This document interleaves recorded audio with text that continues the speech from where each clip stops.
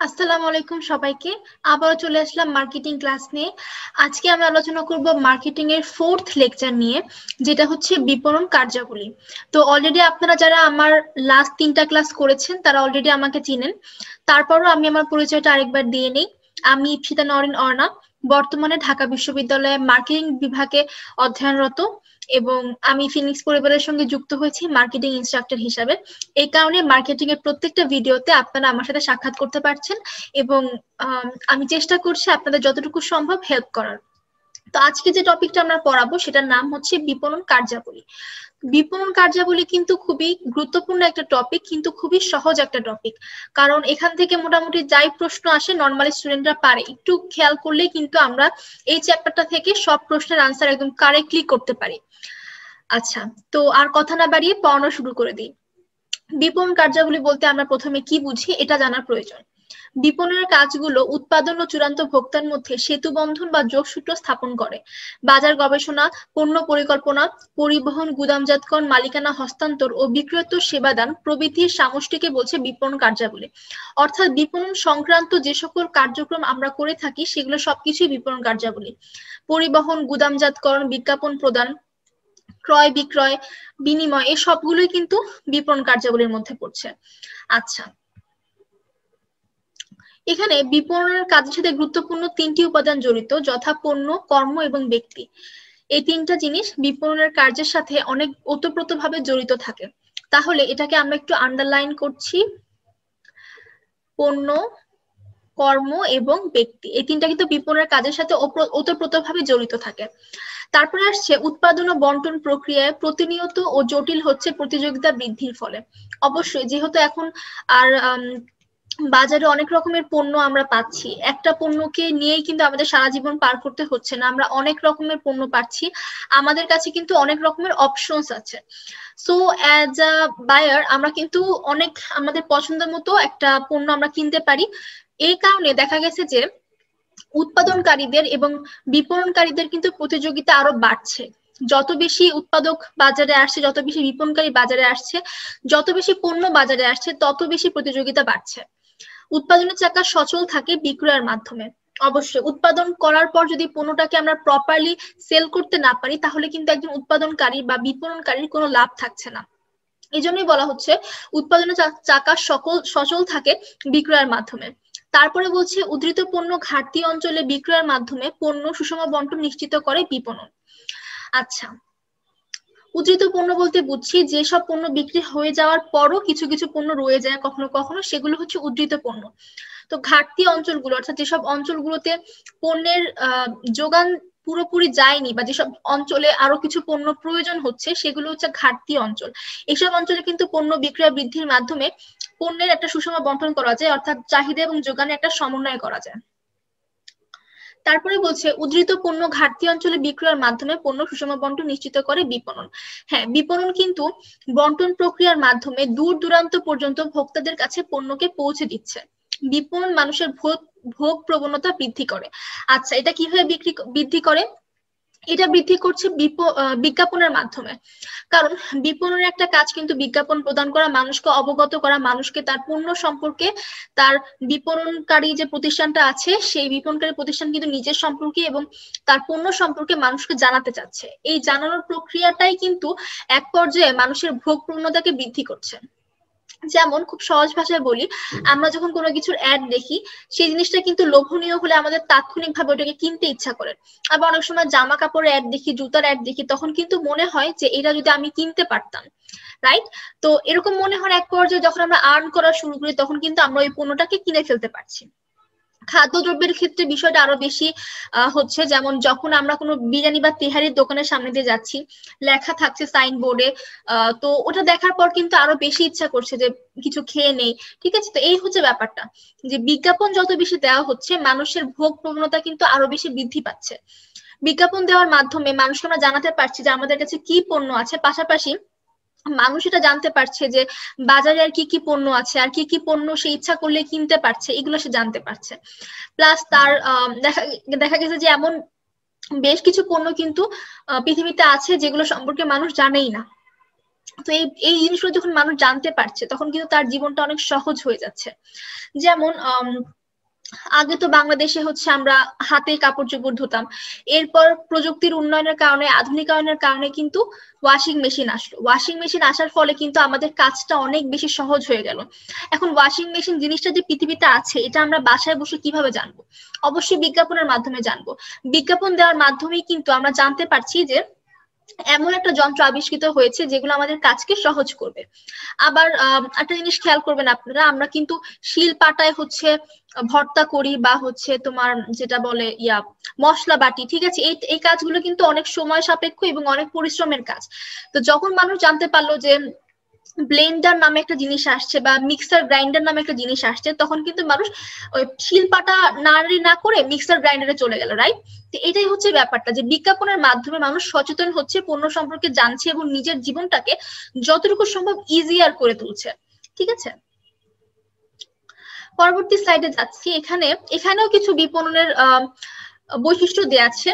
যেমন বিপণন মানুষের প্রয়োজনের সামর্থ্য মাফিক উত্তম পণ্য বাছাইয়ের সহযোগিতা করে বিকল্প পণ্য উপস্থাপনের মাধ্যমে। আচ্ছা, এখন বিপণনের ক্ষেত্রে কিন্তু শুধু যে একজন প্রতিষ্ঠান বিজ্ঞাপন দিচ্ছে তা কিন্তু না, অনেক ধরনের প্রতিষ্ঠান সমজাতীয় পণ্য উৎপাদন করছে, সবাই সবার পণ্যের বিপণন করছে, সবাই সবার পণ্যের বিজ্ঞাপন দিচ্ছে। এর ফলে যেটা হচ্ছে, মানুষ সবগুলো পণ্য সম্পর্কে জানতে পারছে, জানতে পারার পর যাচাই বাছাই করে কার কোনটা প্রয়োজন এটা জেনে সে তার বেস্ট প্রোডাক্টটাকে একদম কি বলবো এটাকে, মানে একদম ভালো দামে বেস্ট প্রোডাক্টটা কেনার চেষ্টা করছে। ঠিক আছে, যেমন আমি একটা শ্যাম্পু ইউজ করছি প্যারাশুট ন্যাচারালে। তো এই যে প্যারাশুট ন্যাচারালের শ্যাম্পুটা, এটার কিন্তু 3টা ভাগ আছে। একটা হচ্ছে জবা ফুলের, একটা হচ্ছে অ্যালোভেরার, একটা হচ্ছে কোকোনাট অয়েলের। তো এই যে 3টা যে ভাগ, এই 3টা ভাগের মধ্যে যার হচ্ছে বেশি চুল পড়ার সমস্যা আছে সে কোকোনাট অয়েলটা নিবে, যার হচ্ছে চুলকে মানে মানে চুলকে স্মুথ করতে চায় সে নিবে হচ্ছে অ্যালোভেরা জেলেরটা। তো এই হচ্ছে ব্যাপারটা, যে মানুষের প্রয়োজন মাফিক সে যে কোনো পণ্য সে বাছাই করার সুযোগ পাচ্ছে, কারণ বিপণনকারী বিকল্প পণ্য উপস্থাপন করছে। যত বেশি কম্পিটিশন, বিকল্প পণ্যের পরিমাণ তত বেশি বাড়ছে। তারপরে বলছে ক্রয় এবং বিক্রয় দুটি বিপরীত কাজ কিন্তু সংগঠিত হয় একসাথে। হ্যাঁ, তা তো অবশ্যই, বিক্রয় ছাড়া যেমন ক্রয় ঘটতে পারে না, ক্রয় ছাড়া তেমন বিক্রয় সম্ভব না, একদম সাথে সাথে দুইটা বিনিময় কার্য ঘটছে। ক্রয় হলো পণ্য বা সেবার একটি বিনিময় কার্য।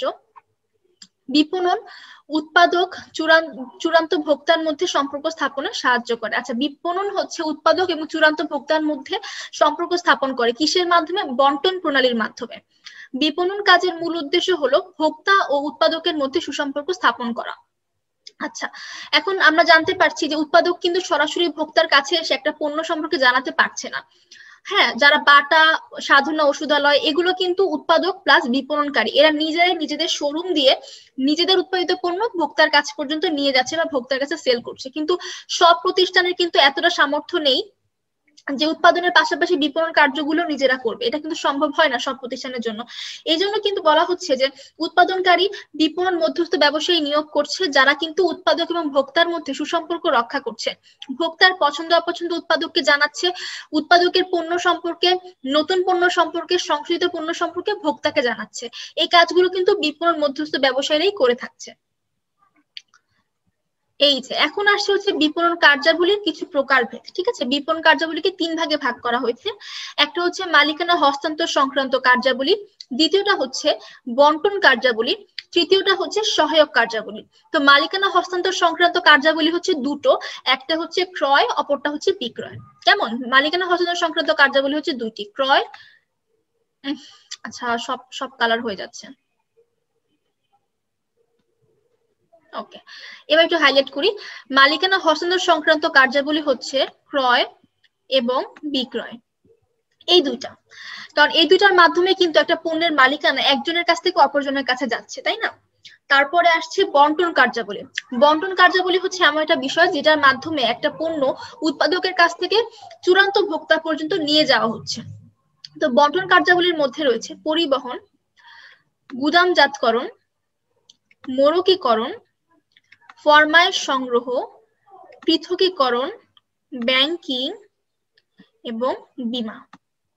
এই জিনিসগুলো হচ্ছে একটা পণ্যকে উৎপাদক থেকে একদম চূড়ান্ত ভোক্তা পর্যন্ত নিয়ে যেতে সাহায্য করছে। আর সহায়ক কার্যগুলির মধ্যে রয়েছে নীতি নির্ধারণ, অর্থ সংস্থান, যন্ত্রপাতি সংগ্রহ, তত্ত্বাবধান ও নিয়ন্ত্রণ, প্রসার, বাজার তথ্য সংগ্রহকরণ, বিক্রয়োত্তর সেবা, প্রমিতকরণ ও পর্যায়িতকরণ।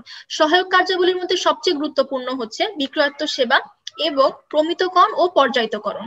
ঠিক আছে, এগুলো নিয়ে কিন্তু আমরা ডিটেইলস আলোচনা করব পরবর্তী স্লাইডগুলোতে।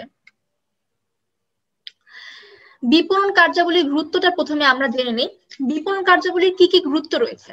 বিপণন কার্যাবলী কিন্তু সামাজিক চাহিদা পূরণ করছে। অবশ্যই একটা পণ্যের চাহিদা কিন্তু শুধু যে আমাদের তা কিন্তু না, পুরো সমাজের একটা চাহিদা রয়েছে, সেই চাহিদাটা পূরণ হয় বিপণনের মাধ্যমে। কারণ বিপণনকারী একটা পণ্যকে উৎপাদক থেকে চূড়ান্ত ভোক্তার কাছে নিয়ে যাচ্ছে।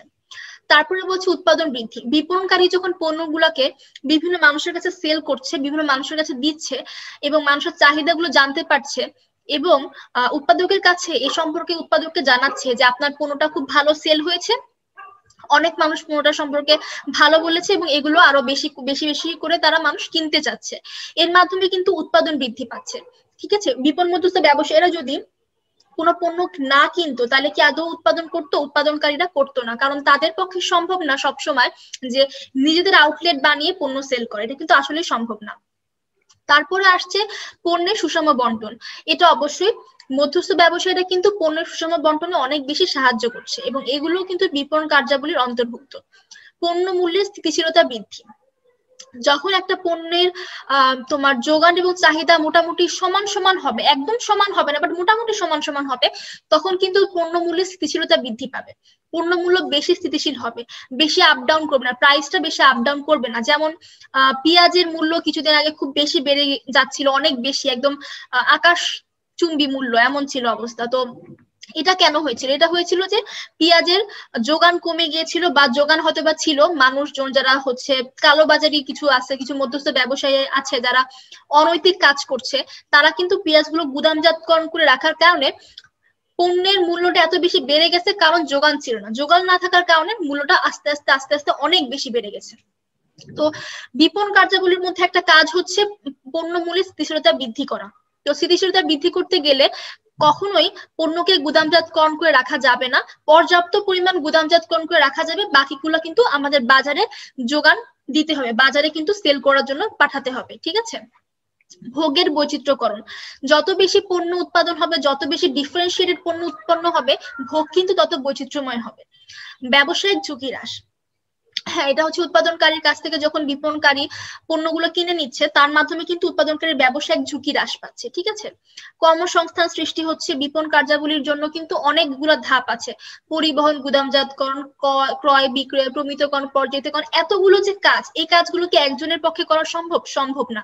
যার ফলে হচ্ছে কি, একটা প্রতিষ্ঠান অনেক বেশি কর্মী নিয়োগ দিচ্ছে, এটা হচ্ছে কর্মসংস্থান হচ্ছে। এর মাধ্যমে কিন্তু সমাজের অনেক মানুষ চাকরি পাচ্ছে, সংসার চালাতে পারছে, এটা হচ্ছে কর্মসংস্থান। আর এসবের মাধ্যমে কিন্তু মানুষ যখন বেশি বেশি চাকরি পাচ্ছে, তার মাধ্যমে কিন্তু অর্থনৈতিক এবং সামাজিক উন্নয়নটাও হচ্ছে। তো এই হচ্ছে কার্যাবলী, বিপণন কার্যাবলীর গুরুত্বগুলো। এমন আসতে পারে লিখিততে যে বিপণন কার্যাবলীর গুরুত্বগুলো ব্যাখ্যা করো, তখন কিন্তু আমাদের লিখতে হবে বেশ কিছু পয়েন্টস। আবার এমনও হতে পারে এমসিকিউতে চলে আসলো যে বিপণন কার্যাবলীর গুরুত্ব কোনটি, তখন এগুলোর মধ্যে থেকে যে কোনো একটা তোমাকে চুজ করতে হবে। ওকে, এরপর আসছে পণ্য বিপণনের ক্রয়ের গুরুত্ব।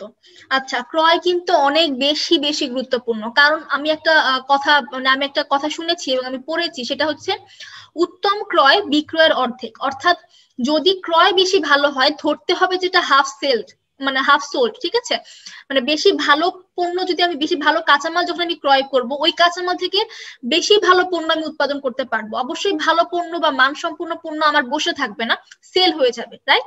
এই জন্যই বলা হচ্ছে উত্তম ক্রয় বিক্রয়ের অর্ধেক। এখন ক্রয়ের গুরুত্বগুলো আমরা পয়েন্ট বাই পয়েন্ট শুনে নিই।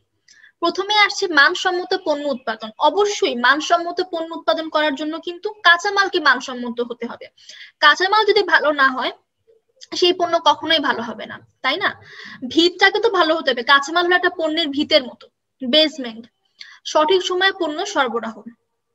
আচ্ছা, সঠিক সময়ে আমি যখন কাঁচামাল ক্রয় করব, তখন আমি সঠিক সময়ে ওটাকে বানিয়ে ওটাকে সরবরাহ করতে পারবো। এই জন্য কিন্তু আমাকে সঠিক সময়ে কাঁচামালটা ক্রয় করতে হবে। ন্যায্য মূল্যে পণ্য সরবরাহ। আচ্ছা, ন্যায্য মূল্যে যদি আমি আমার প্রোডাক্ট হচ্ছে বিপণন মধ্যস্থ ব্যবসায়ীকে দিতে চাই, তাহলে কিন্তু আমাকে কাঁচামালের দামটাও ন্যায্য মূল্যে কিনতে হবে। যদি কাঁচামালের দাম অনেক বেশি হয়, তাহলে কিন্তু আমার উৎপাদন খরচটা আস্তে আস্তে বেড়ে যাবে। উৎপাদন খরচ বাড়লে কিন্তু পণ্যের দামটাও বেড়ে যাবে, রাইট? এই জন্য আমাকে যেটা করতে হবে, উৎপাদন খরচটা কমানোর জন্য ন্যায্য মূল্যে আমাকে কাঁচামাল ক্রয় করতে হবে। মৌসুমী চাহিদা পূরণ। হ্যাঁ, মৌসুমের যে পণ্যগুলো আছে সেগুলো কিন্তু আমাদের মৌসুমেই সেল করতে হবে, এই কারণে আমাদের কাঁচামালগুলো প্রয়োজন হয়। পণ্য মূল্য স্থিতিশীল রাখা। হ্যাঁ, এটা তো অবশ্যই বেশি গুরুত্বপূর্ণ যে পণ্য মূল্য অবশ্যই স্থিতিশীল রাখতে হবে। এগুলো কিন্তু বিপণনের সবচেয়ে গুরুত্বপূর্ণ কাজ। এবং ভোক্তা সন্তুষ্টি অর্জন। ভোক্তা যখন মানসম্মত পণ্য পাবে, সে অটোমেটিকলি সন্তুষ্ট হবে। ঠিক আছে, এই সবগুলোই কিন্তু ক্রয়ের সাথে রিলেটেড, এবং এগুলো আছে বলে ক্রয় এত বেশি গুরুত্বপূর্ণ। আর একটা প্রশ্ন আমি বলেছি না, উত্তম ক্রয় বিক্রয়ের অর্ধেক, এটা কিন্তু তোমার রিটেনে আসতে পারে, এমন আসতে পারে যে উত্তম ক্রয় বিক্রয়ের অর্ধেক বর্ণনা করো। তখন কিন্তু তোমাকে পয়েন্ট দিয়ে না হলেও হালকা পাতলা মোটামুটি 4 মার্কসের জন্য তোমাকে বর্ণনা করতে হতে পারে। কিছুটা হচ্ছে আমাদের সৃজনশীলের ক্ষয়ের আনসারের মতো, ওইটুকু আনসার লিখলে আই গেস ভালো একটা মার্ক পাবা। তারপরে আসছে ক্রয়। ক্রয় সম্পর্কে এখন আলোচনা করব। ক্রয় কাজ সম্পাদিত হয় ভোক্তার প্রয়োজনের উপর ভিত্তি করে। ভোক্তার কি কি প্রয়োজন তার উপর ডিপেন্ড করেই কিন্তু সে একটা পণ্য ক্রয় করছে। অর্থের বিনিময়ে বিক্রেতার কাছে হতে পণ্যের মালিকানা ক্রেতার নিকট হস্তান্তর হয়। কিভাবে হস্তান্তর হয়? ক্রয়ের মাধ্যমে হস্তান্তর হয়। ক্রয় সিদ্ধান্ত গ্রহণ করা যে কোনো ব্যবসায়ের জন্য অনেক জটিল এবং ঝুঁকিপূর্ণ। ঠিক আছে, আচ্ছা, এটা হচ্ছে তোমার এটা তোমার ভোক্তা পর্যায়ে না, এটা হচ্ছে তোমার উৎপাদক পর্যায়ে। উৎপাদক যখন একটা ক্রয় সিদ্ধান্ত গ্রহণ করে, তাকে অনেক বেশি চিন্তা ভাবনা করে করতে হয়, কারণ ক্রয়ের উপর ডিপেন্ড করছে তার হচ্ছে উৎপাদনের উপর ডিপেন্ড করছে তার পণ্যের মান, এবং সেল কতটুকু হবে, তা সবকিছু ডিপেন্ড করছে ক্রয়ের উপর। এ কারণে কিন্তু একজন ব্যবসায়ী প্রতিষ্ঠানকে ক্রয় সিদ্ধান্ত গ্রহণ করার ক্ষেত্রে অনেকগুলো ধাপ অতিক্রম করতে হয়। তো কি কি ধাপ অতিক্রম করতে হয় এগুলো আমরা জানবো চ্যাপ্টার 5-এ, রাইট? চ্যাপ্টার 5-এ কিন্তু আমরা ঠিক ক্রয় সিদ্ধান্ত গ্রহণ করার বিভিন্ন প্রক্রিয়া সম্পর্কে জানবো। এক বছরে কি পরিমাণ পণ্য ক্রয় করা হবে তার পরিকল্পনাকে বলা হয় ক্রয় বাজেট। একজন উৎপাদনকারী প্রতিষ্ঠান কিন্তু কি পরিমাণ পণ্য সারা বছর ক্রয় করবে এগুলো কিন্তু সে আগে থেকেই পরিকল্পনা করে রাখছে, এবং সেই অনুসারে সে টাকাগুলো অ্যাডজাস্ট করছে। ক্রয় বাজেটে বিস্তারিত বর্ণনা থাকে পণ্যের আকার, ধরন, পরিমাণ, রং প্রভৃতি। এখন গার্মেন্টসে যারা হচ্ছে তোমার হচ্ছে পণ্য আনা নেওয়া করছো, তারা কিন্তু অবশ্যই জানো যে গার্মেন্টস এর ক্ষেত্রে কিন্তু বড় বড় প্রতিষ্ঠান যখন অর্ডার দেয়, তারা কিন্তু পণ্যের আকারটা কেমন হবে, এম সাইজ, এক্সেল না লার্জ, সবকিছু বলে দেয়। ধরন কেমন হবে, কলারটা কেমন হবে, তোমার শার্টের মাপ, মানে শার্টের তোমার হচ্ছে তোমার টেক্সচারটা কেমন হবে, বা শার্টের কাপড়টা কেমন হবে, সবকিছু কিন্তু আগে থেকে বলে দেয়। ঠিক আছে, আমরা এটা কখন খেয়াল করেছি? আমি এটা দেখেছি যখন আমাদের ইউনিভার্সিটিতে যখন ব্যাচ টি শার্ট বানানো হয়। ব্যাচের টি শার্ট বানাতে গেলে তো সবাই একই রকম টি শার্ট আমরা বানাই, সেক্ষেত্রে কিন্তু পণ্যের আকার, কে কিরকম সাইজ নিবে, তারপরে হচ্ছে তোমার কাপড়টা কেমন হবে, রংটা কেমন হবে, লোগোটা কোথায় থাকবে, এই সবকিছু কিন্তু আগে থেকে বলে দেওয়া হয়। ঠিক আছে, বিস্তারিত বর্ণনা থাকে। ক্রয় বাজেটে একটা পণ্য কেমন হবে সে সম্পর্কে পুরোপুরি বিস্তারিত বর্ণনা দেয়া থাকে। তারপরে বলছে সমজাতীয় পণ্য উৎপাদনে নিয়োজিত বিভিন্ন প্রতিষ্ঠান হতে ব্যাপক আকারে তা সংগ্রহ করে নিয়ে আসাকে পণ্য একত্রীকরণ বলছে। আচ্ছা, তো সমজাতীয় যে পণ্য উৎপাদনকারী রয়েছে তাদের কাছ থেকে ব্যাপকভাবে যদি আমরা সব পণ্য সংগ্রহ করে নিয়ে আসি, এটাকে আমরা বলবো পণ্য একত্রীকরণ। এটা মূলত পাইকারি ব্যবসায়ীরা করে থাকে। ক্রয়ের বিভিন্ন বিষয় নিয়ে ক্রেতা বিক্রেতার দর কষাকষি হলো সমঝোতা। এটা তো আমরা জানি নেগোসিয়েশন, দাম কমানো বাড়ানো এগুলো নিয়ে যখন দর কষাকষি করা হচ্ছে, এটাই হচ্ছে নেগোসিয়েশন বা সমঝোতা। আচ্ছা, তারপরে চলে আসছে ক্রয় প্রক্রিয়ার সাথে জড়িত 3টি বিষয়। একটা হচ্ছে ক্রয় বাজেট প্রণয়ন। ক্রয় বাজেট সম্পর্কে তো আগেই বলেছি, একটা প্রতিষ্ঠান কিন্তু কি পরিমাণ পণ্য ক্রয় করবে সারা বছরে, এটা কিন্তু আগে থেকেই তারা বাজেট করে রাখছে। তারপর হচ্ছে মজুদের টার্নওভার। টার্নওভার জিনিসটা হচ্ছে আমরা যে অ্যাকাউন্টিং এ মজুদ পণ্যের অঙ্কগুলো করেছি না, কাইন্ড অফ ওরকম, যে আসলে আমি যে পণ্যগুলো কিনলাম, আমার মাসে কতটুকু পণ্য লাগছে, বছরে কতটুকু লাগছে, বা কতটুকু সেল হচ্ছে, এগুলো হিসাব করা। পণ্যের মূল্য পরিবর্তনের সিদ্ধান্ত। এটা তোমার নেগোসিয়েশনের মাধ্যমে কিন্তু পণ্যের মূল্য মানে ডিফারেন্সিয়েশন করা যায়। আবার মাঝে মাঝে এমন হয় যে বেশি পরিমাণে পণ্য কিনলে মূল্য কিছুটা হ্রাস করে দেয়। একটা ব্যবসায়িক প্রতিষ্ঠান যখন একটা স্পেসিফিক প্রতিষ্ঠান থেকে বেশি বেশি পণ্য কিনছে এবং রেগুলারলি কিনছে, তখন কিন্তু তার জন্য কিছুটা মূল্য কম রাখা হয়। এটাই হচ্ছে পণ্য মূল্য পরিবর্তনের সিদ্ধান্ত। তারপরে আসছে ক্রয়ের শ্রেণী বিভাগ। 3 ভাবে ক্রয় হতে পারে। একটা হচ্ছে, যখন আমি আলোচনা করেছি তখনই বুঝতে পারছো, একবার আমি ভোক্তার কর্তৃক ক্রয়ের কথা বলছি, একবার আমি বিজনেস কর্তৃক ক্রয়ের কথা বলছি, একবার আমি পাইকারি ব্যবসায় বা মধ্যস্থ ব্যবসায়ী কর্তৃক ক্রয়ের কথা বলছি। তো আসলে এই ক্রয় হচ্ছে 3 ভাবেই হতে পারে। প্রথমত হচ্ছে উৎপাদনকারী কর্তৃক ক্রয়।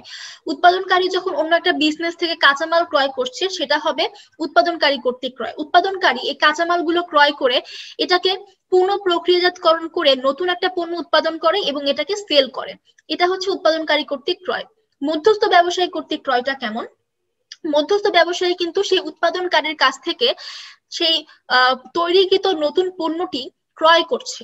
সে ক্রয় করছে পুনঃ বিক্রয়ের কারণে। সে কিন্তু পণ্যতে কোনো রকমের চেঞ্জ আনছে না।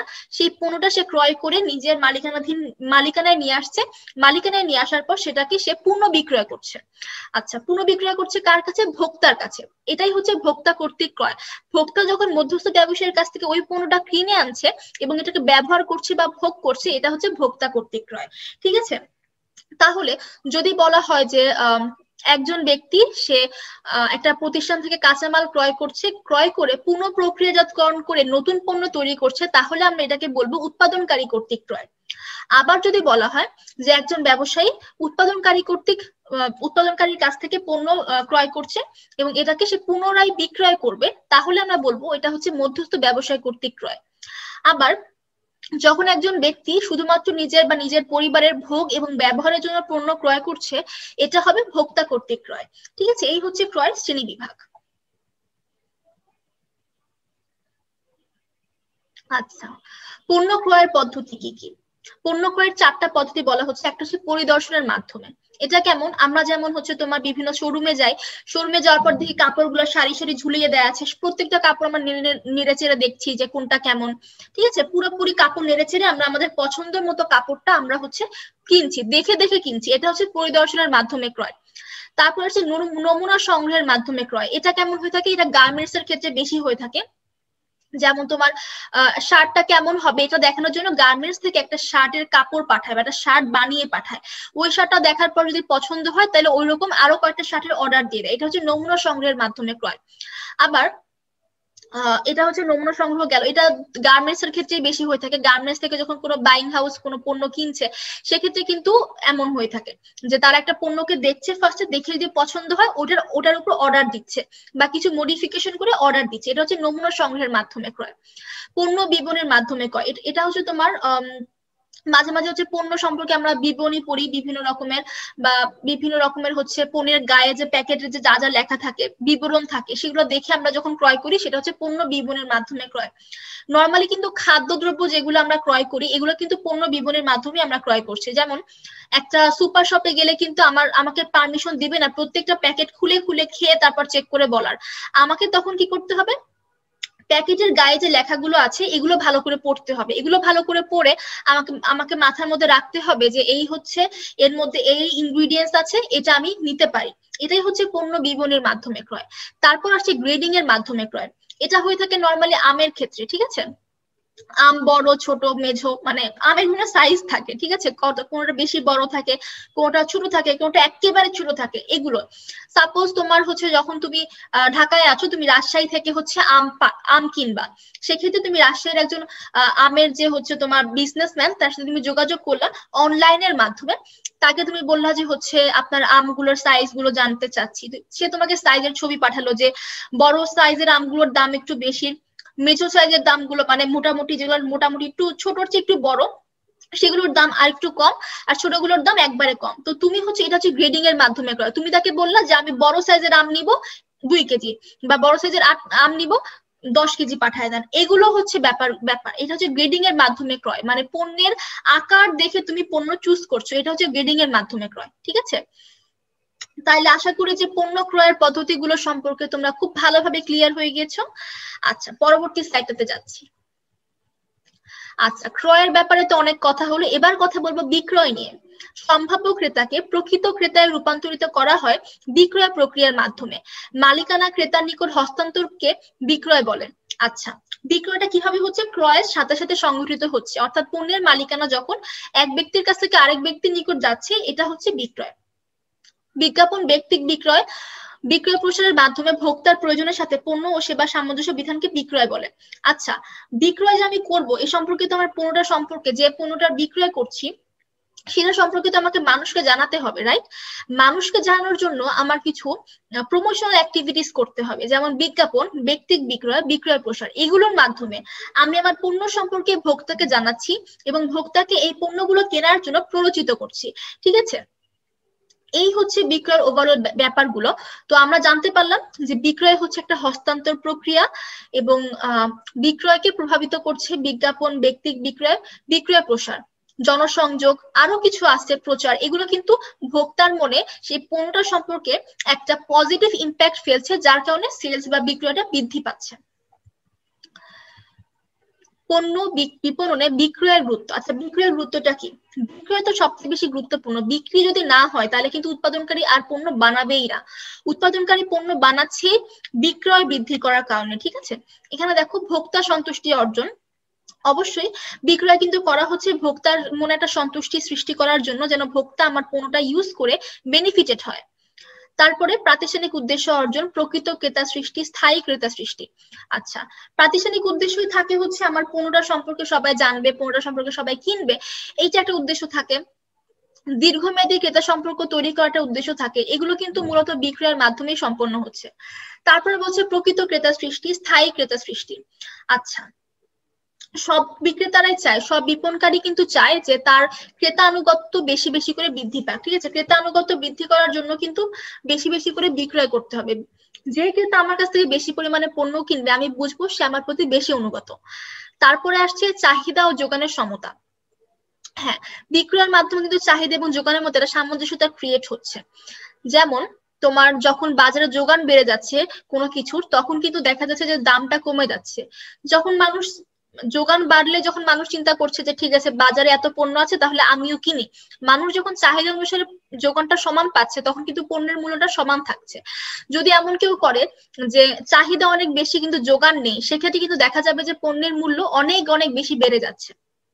তো যোগানের এবং চাহিদার মধ্যে সমতা রাখার জন্য বিক্রয়টা অনেক বেশি দরকার। পেঁয়াজের ক্ষেত্রে যেটা হলো যে তোমার চাহিদা ছিল বাট যোগান নাই, তোমার হচ্ছে বাজারে পেঁয়াজ নাই, পেঁয়াজ থাকলেও মানুষ গুদামে হচ্ছে আটকায় রাখছে, কাউকে দিবে না, এমন হলে কিন্তু অনেক সমস্যা। এই জন্য বিক্রয়টা অনেক বেশি দরকার। বিক্রয়ের মাধ্যমে মৌসুমী চাহিদা পূরণ হচ্ছে এবং বিপণনকারী তোমার উৎপাদনকারীদেরকে প্রেরণা দিচ্ছে। আবার বিক্রয় যখন বেশি হয় তখন কিন্তু বিপণনকারী মনে মনে খুশি হয় যে আমি যে পণ্যগুলো কিনেছি এগুলো আমার তো খুব তাড়াতাড়ি সেল হয়ে যাচ্ছে, এবং তখন সে উৎপাদনকারীর কাছ থেকে আরো বেশি বেশি পণ্য ক্রয় করার জন্য প্রেষিত হয়। আর বিক্রয় কিন্তু বিক্রেতা এবং ক্রেতাকে একত্রীকরণ করছে। তারপরে যে টপিকটা সেটা হচ্ছে খুবই ইজি একটা টপিক, সেটা হচ্ছে পরিবহন। আচ্ছা, পরিবহন হলো পণ্য বন্টন প্রণালীর একটি কাজ। বিপণনের যে কাজের মাধ্যমে পণ্য উৎপাদকের নিকট হতে ক্রেতার নিকট পৌঁছে দিয়ে স্থানগত উপযোগ সৃষ্টি করা হয় তাকে পরিবহন বলে। পরিবহন কি করছে? পরিবহন হচ্ছে স্থানগত উপযোগ সৃষ্টি করছে। পরিবহন কিন্তু উৎপাদক এবং ভোক্তার মধ্যে সেতু বন্ধনকারী হিসেবেও কাজ করছে। কারণ একটা পণ্য উৎপাদক যখন ভোক্তার কাছে পৌঁছায় তখন কিন্তু পরিবহনের মাধ্যমেই তাকে ভোক্তা পর্যন্ত আসতে হয়, রাইট? আর বিপণনের ক্ষেত্রে পণ্য চলাচল সংক্রান্ত কাজই হচ্ছে পরিবহন। পরিবহনের মাধ্যমে একটা এলাকার একটা এলাকা থেকে ধরো উৎপাদন হচ্ছে ঢাকায়, ঢাকায় উৎপাদন হলে শুধু ঢাকার মানুষই ক্রয় করবে এমন না, না কিন্তু অন্য এলাকার মানুষেরও কিন্তু এই পণ্যটার প্রয়োজন থাকতে পারছে। তো অন্য এলাকার মানুষের প্রয়োজন যখন আছে তখন কিন্তু ওই এলাকা পর্যন্ত নিয়ে যাওয়াটা কিন্তু উৎপাদনকারী বা বিপণনকারীর দায়িত্ব। তখন বিপণনকারী যেটা করছে পরিবহনের মাধ্যমে ঢাকার পণ্য তোমার বাংলাদেশে অন্যান্য যত জায়গা আছে সব জায়গায় পৌঁছে দিচ্ছে। ঠিক আছে, এটা হচ্ছে পরিবহনের একটা কাজ, যে এটা চাহিদা এবং যোগানের মধ্যে ভারসাম্য তৈরি করছে। ঢাকার পণ্য বাইরে বিদেশে যাচ্ছে, বিদেশের পণ্য ঢাকায় আসছে, ঢাকার পণ্য বাংলাদেশের সারা অঞ্চলে ছড়িয়ে যাচ্ছে। কিসের মাধ্যমে? পরিবহনের মাধ্যমে। আর এটা অবশ্যই উৎপাদনকারী এবং ব্যবহারকারীর মধ্যে সেতু বন্ধনকারী হিসেবেও কাজ করছে। পরিবহন হলো বিপণনের ক্ষেত্রে পণ্য চলাচল সংক্রান্ত কাজ। ঠিক আছে, এবার পরবর্তী স্লাইডে চলে যাচ্ছি। পরবর্তী স্লাইডে কথা বলছে হচ্ছে পণ্য বিপণনের পরিবহনের গুরুত্ব সম্পর্কে। আচ্ছা, পরিবহন হচ্ছে কিভাবে পণ্য বিপণনের সাহায্য করে থাকে এবং তার কি কি গুরুত্ব রয়েছে। প্রথম গুরুত্ব হচ্ছে স্থানগত উপযোগ সৃষ্টি করছে।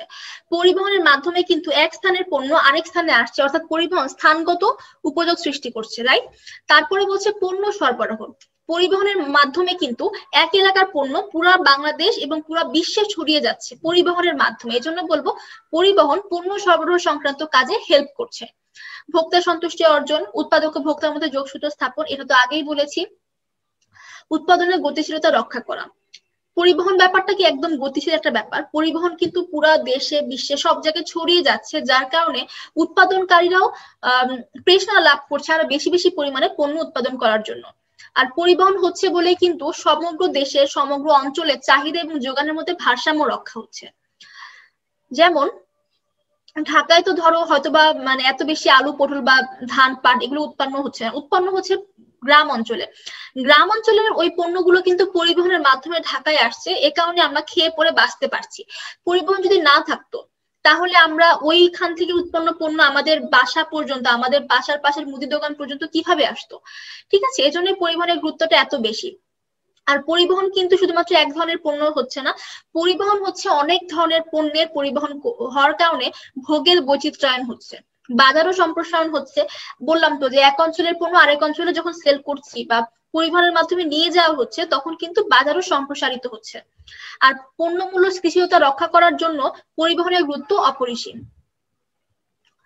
এরপর আলোচনা করব পরিবহনের প্রকারভেদ। পরিবহন হতে পারে 4 প্রকার। একটা হচ্ছে সড়ক পথ, জলপথ, আকাশপথ এবং পাইপলাইন। ঠিক আছে, তো সড়ক পথ কোনটা? সড়ক পথ হচ্ছে এই যে রাস্তা দিয়ে বড় বড় ট্রাকে করে অনেক শাকসবজি বা হচ্ছে তোমার মাংস বলো, ডিম বলো, দুধ বলো বা আদার্স যে সমস্ত পণ্যগুলো বলছে, এগুলো কিন্তু সড়ক পথে পরিবহন হচ্ছে। জলপথ হচ্ছে আরেকটা মাধ্যম। জলপথের মাধ্যমে অর্থাৎ নৌকায় করে বা বড় বড় জাহাজে করে, নৌকা ঠিক না, বড় বড় জাহাজে করে কিন্তু পণ্য পরিবহন করা হচ্ছে। বিদেশ থেকেও কিন্তু জলপথে পণ্য আসে। আকাশপথ থেকে তো অবশ্যই, আকাশপথে তো বিদেশ থেকে অনেক বেশি পণ্য আসে। তোমার পাইপলাইনের মাধ্যমে কিভাবে পণ্য আসে এটা বলি। আমাদের বাসায় যে তোমার গ্যাস আসতেছে, পানি আসতেছে, এগুলো কিভাবে আসতেছে? এগুলো কিন্তু পাইপলাইনের মাধ্যমে আসতেছে। ঠিক আছে, তো এগুলো হচ্ছে পাইপলাইনের মাধ্যমে পরিবহন। তো এর মধ্যে সবচেয়ে সস্তা হচ্ছে জলপথ। জলপথে পরিবহন করা হচ্ছে সবচেয়ে বেশি, তোমার অনেক বেশি সময় লাগে কিন্তু টাকাটা কম লাগে, অর্থাৎ অর্থ বাঁচায় কিন্তু সময় অনেক বেশি লাগে। কিন্তু সবচেয়ে ব্যয়বহুল হচ্ছে আকাশপথ। আকাশপথে যে পরিবহন গুলো হয় এটা সবচেয়ে ব্যয়বহুল পরিবহন। আর সবচেয়ে কম ব্যয়বহুল পরিবহন হচ্ছে জলপথ। জলপথে পরিবহনের খরচ অনেক কম থাকে কিন্তু সময়টা একটু বেশি লাগে। ঠিক আছে, তারপরে আসছে আরেকটা টপিক, সেটা হচ্ছে গুদামজাতকরণ। যে স্থানে বা গৃহে পণ্যদ্রব্য নিরাপদে ভবিষ্যতে ব্যবহারের জন্য বা বিক্রয়ের লক্ষ্যে সংরক্ষণ করা হয় তাকে গুদাম বলছে। আচ্ছা, হিমাগার, গুদাম, এগুলো কিন্তু সবকিছুই গুদামজাতকরণের মধ্যে পড়ে। যেমন পণ্যদ্রব্য ভবিষ্যৎ ব্যবহারের জন্য নিরাপদে সংরক্ষণের স্থান হলো গুদাম, এবং উৎপাদনের সময় ও ব্যবহারের সময়ের মধ্যে সংযোগ স্থাপন করছে গুদামজাতকরণ। এখন কিছু কিছু পণ্য আছে যেগুলো শুধুমাত্র একটা মৌসুমে উৎপন্ন হচ্ছে, একটা মৌসুমে উৎপাদন করা হচ্ছে, কিন্তু ওই পণ্যগুলোর চাহিদা সারাটা বছর ধরে থাকছে। তো সেই চাহিদাকে মিট আপ করার জন্য ওই পণ্যগুলো মৌসুমে বেশি বেশি উৎপাদন করে গুদামজাতকরণ করে রাখা হয়, যেন সারা বছর আমরা এগুলো ইউজ করতে পারি। আলু এর মধ্যে একটা, আলু কিন্তু সারা বছর হয় না যতটুকু আমি জানি। আমার ভুল না হয়ে থাকলে আলু কিন্তু সারা বছর উৎপাদন হয় না, কিন্তু আলু যখন উৎপাদন করা হচ্ছে তখন কিন্তু বেশি বেশি পরিমাণে উৎপাদন করে গুদামজাতকরণ করে রাখা হচ্ছে, যেন সারা বছর আমরা এটাকে খেতে পারি। গুদামজাতকরণ করা হয় চুরি, ডাকাতি, অগ্নিকাণ্ডের প্রতিকূল আবহাওয়া থেকে রক্ষা করার জন্য। হ্যাঁ, গুদামজাতকরণ করার ফলে কিন্তু দেখা গেছে যে পণ্যটাকে আমি সেফ রাখতে পারছি। ঠিক আছে, গুদামজাতকরণ করার মাধ্যমে কিন্তু অনেক বেশি বেশি সময় ধরে আমরা একটা পণ্যকে ব্যবহার করতে পারি। উৎপাদনের সময় এবং ব্যবহারের সময় কিন্তু সবসময় সেম না। সেবার ক্ষেত্রে উৎপাদন যখন হচ্ছে ব্যবহারও তখন হয়ে যাচ্ছে, বাট পণ্যের ক্ষেত্রে কিন্তু এমন না। পণ্যের ক্ষেত্রে উৎপাদনের সময় এবং ব্যবহার সময়ের মধ্যে অনেক বেশি পার্থক্য থাকছে, অনেক বেশি ডিফারেন্স থাকছে। তো এই ডিফারেন্সটাকে মিট আপ করছে গুদামজাতকরণ। ওকে, তারপরে চলে যাচ্ছে এই পণ্য বিপণনে গুদামজাতকরণের গুরুত্বের কাছে। অবশ্যই বিপণনে গুদামজাতকরণ সময়গত উপযোগ সৃষ্টি করছে। এক সময় পণ্য আমরা অন্য সময় খেতে পারছি, কার কারণে? গুদামজাতকরণের কারণে। তারপরে চাহিদা এবং যোগানের সমতা রাখছে, যোগানের স্থিতিশীলতা বজায় রাখছে, মূল্যের স্থিতিশীলতা রক্ষা করছে। এগুলো সবকিছুই আসলে সেই একই একই টপিক, একই কথা, একই আলোচনা। পরিবহনের ক্ষেত্রেও যা ছিল, গুদামজাতকরণের ক্ষেত্রেও তাই। কিন্তু এখানে একটা কথা বলা প্রয়োজন, সেটা হচ্ছে একটা পণ্য ঠিক কতটুকু সময় গুদামজাতকরণ করতে পারবো এটা নিয়ে কিন্তু বিভিন্ন নির্দেশ থাকে কৃষি অধিদপ্তর থেকে বা কৃষি মন্ত্রণালয় থেকে, এগুলো আমাদের মানতে হবে। আমাদের এমন কাজ কখনোই করা যাবে না যে ধরো গুদামজাতকরণ করে রাখলাম তো রাখলাম, বাজারে পণ্যটা নেই, যোগান একদমই কমে গেছে, যোগান নেই, চাহিদা আকাশচুম্বী, তখন কি আমি গুদামজাত করে রাখতে পারবো? পারবো না। তখন আমাকে যেটা করতে হবে, পণ্যগুলো বাজারে সেল করার জন্য ছেড়ে দিতে হবে। কিন্তু অনেকে আছে যারা হচ্ছে কালো বাজারি করে থাকে, অনেকে আছে যে যারা পণ্য গুদামে রেখে দেয়, তারা সেল করে না। দাম বাড়তে বাড়তে বাড়তে বাড়তে যখন একদম বেড়ে যায়, তখন গিয়ে তারা সেল করে বেশি দামে। ঠিক আছে, এটা কিন্তু মোটেও ঠিক কাজ না। তারপরে আরো কিছু আছে, পণ্যের মান সংরক্ষণ করা যাচ্ছে, ঝুঁকি হ্রাস করছে এবং ভোক্তা সন্তুষ্টি অর্জন করা যাচ্ছে। এই সবগুলোই কিন্তু ওভারঅল বিপণনের গুরুত্ব, পরিবহনের গুরুত্ব, গুদামজাতকরণের গুরুত্ব, এগুলো সবগুলো কিন্তু কাইন্ড অফ একই একই ধরনের কথাবার্তা। ঠিক আছে, এরপর আছে একটা ইম্পর্টেন্ট টপিক, সেটা হচ্ছে গুদামের প্রকারভেদ। গুদাম হচ্ছে 4 প্রকার আছে। একটা হচ্ছে প্রাইভেট গুদামঘর, পাবলিক গুদামঘর, বন্ডেড গুদামঘর এবং অন্যান্য গুদামঘর। ঠিক আছে, তো আমরা ফার্স্টে পড়বো প্রাইভেট গুদামঘর। উৎপাদক মানে উৎপাদনকারী যখন নিজের ব্যক্তিগত গুদামঘরে, ব্যক্তিগত উদ্যোগে যে গুদামঘরগুলো তৈরি করা, সেসব গুদামঘরে যখন পণ্য মানে সংরক্ষণ করছে, এটা হচ্ছে প্রাইভেট গুদামঘর, অর্থাৎ উৎপাদনকারী ব্যক্তিগত গুদামঘর। ঠিক আছে, আচ্ছা, অর্থাৎ হচ্ছে উৎপাদনকারী ব্যক্তিগত গুদামঘরে যখন পণ্য উৎপাদন করছে, সংরক্ষণ করছে, সেটা হচ্ছে প্রাইভেট গুদামঘর। নিজের গুদামঘরে নিজের পণ্য সংরক্ষণ করা টোটালি প্রাইভেট গুদামঘর। পাবলিক গুদামঘর কোনটা? এটা হচ্ছে ডিউটি পেইড গুদামঘর। যেমন তোমার হচ্ছে সরকারি গুদামঘরটা কি হচ্ছে পাবলিক গুদামঘর বলছে। এমনও হতে পারে যে বিভিন্ন পাবলিক বা বিভিন্ন জনগণ নিজেরা গুদামঘর তৈরি করেছে, এটা তারা ভাড়া দিচ্ছে, ভাড়া দিয়ে অন্য যে মানুষগুলো আছে এদেরকে তারা ভাড়া দিচ্ছে গুদামঘরটা, এটা হচ্ছে পাবলিক গুদামঘর। সরকারি নিয়ম নীতির আওতায় কিন্তু পাবলিক গুদামঘর পরিচালিত হয়। তারপর আসছে বন্ডের গুদামঘর। বন্ডের গুদামঘর হচ্ছে পণ্য আমদানিকারক কর্তৃক ব্যবহৃত হয়ে থাকে। তো আমদানিকারক কর্তৃক কাস্টমস ডিউটি, আমি এটাকে হাইলাইট করছি, কাস্টমস ডিউটি পরিশোধ না করা পর্যন্ত পণ্যগুলো একটি নির্দিষ্ট গুদামঘরে সংরক্ষণ করা হয়, তাকে বন্ডের গুদামঘর বলছে। তো এই ধরনের গুদামঘর কিন্তু বিমানবন্দর, সমুদ্র বন্দর, এগুলা বন্দরে স্থাপন করা হচ্ছে। যখন পণ্যটা হচ্ছে বাইরে থেকে আসছে, আসার পরে ওটা যদি কাস্টমস ডিউটি পরিশোধ করা হয়, তাইলে হচ্ছে তোমার এই পণ্যগুলো মালিক নিয়ে যেতে পারছে। আর যদি কাস্টমস ডিউটি পরিশোধ করা না হয়, তাহলে কিন্তু এই পণ্যগুলো নির্দিষ্ট সময়ের জন্য গুদাম ঘরে রাখা হচ্ছে। গুদাম ঘর থেকে যখন তারা বের করবে, তখন অবশ্যই কাস্টমস ডিউটি পরিশোধ করতে হবে। তো এই ধরনের গুদামঘর বিমানবন্দর এবং সমুদ্র বন্দরে স্থাপন করা হয়। সরকারি মালিকানায় অথবা সরকারি অনুমোদন সাপেক্ষে কোনো ব্যক্তি বা প্রতিষ্ঠান এরূপ গুদামঘর স্থাপন করতে পারে। তো বন্ডের গুদামঘর মূলত হচ্ছে তোমার সরকারি ব্যবস্থাপনা বা সরকারি মালিকানায় হয়ে থাকে। ঠিক আছে, তারপরে আসছে অনন্য গুদামঘর। এটা কেমন? এটা হচ্ছে বিশেষ পণ্যের গুদামঘর, কোল্ড স্টোরেজ, হিমাগার, এগুলা হচ্ছে খুব নর্মাল একটা ফ্যাক্টর। আর প্রাতিষ্ঠানিক গুদামঘর বলতে বোঝাচ্ছে তোমার রেলওয়ে, ব্যাংকের গুদামঘর, খাদ্য অধিদপ্তরের গুদামঘর, এগুলো হচ্ছে প্রতিষ্ঠান ভিত্তিক। কিছু কিছু প্রতিষ্ঠানের যে নিজস্ব অধিদপ্তর থাকে, নিজস্ব গুদামঘর থাকে, এগুলো হচ্ছে প্রাতিষ্ঠানিক গুদামঘর। তো আমরা গুদামঘর সম্পর্কে 5টা ধাপ পড়লাম। একটা হচ্ছে প্রাইভেট গুদামঘর। প্রাইভেট গুদামঘরটা কি? উৎপাদকের নিজস্ব গুদামঘর, নিজের গুদামঘর, উৎপাদক নিজের গুদামঘর যখন পণ্য সংরক্ষণ করছে, এটা হচ্ছে প্রাইভেট গুদামঘর। পাবলিক গুদামঘরটা কেমন? সরকারি মালিকানাধীন হতে পারে, এমনকি বেসরকারি মালিকানাধীনও হতে পারে। যে কোনো গুদামঘর যেখানে টাকা পরিশোধ করে একটা মানুষ তার পণ্যগুলোকে গুদামজাতকরণ করতে পারছে, এটা হচ্ছে তোমার ডিউটি পেইড গুদামঘর বা পাবলিক গুদামঘর।